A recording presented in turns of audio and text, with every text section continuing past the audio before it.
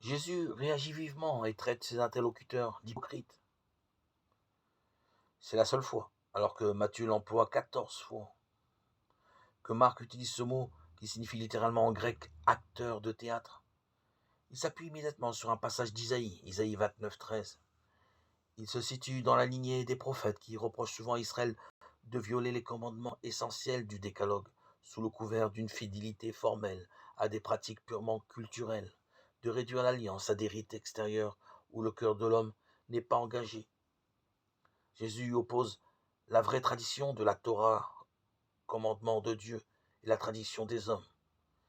Celle-ci élaborée plus tardivement, surtout après l'exil, avec ses prescriptions, ses interdits, ses innombrables commentaires et interprétations rabbiniques accumulées au cours des siècles, avait fini par masquer l'essentiel de la relation d'amour avec le Dieu de l'Alliance. Pour illustrer cette hypocrisie, Jésus prend un exemple concret, la pratique du korban. Ce mot araméen désigne une offrande consacrée à Dieu.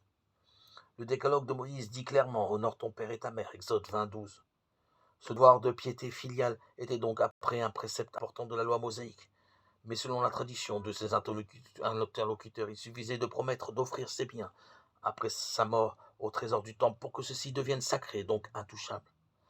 Ce qui pouvait être une manière subtile d'échapper aux prescriptions de la loi et de laisser en toute bonne conscience ses parents dans la misère.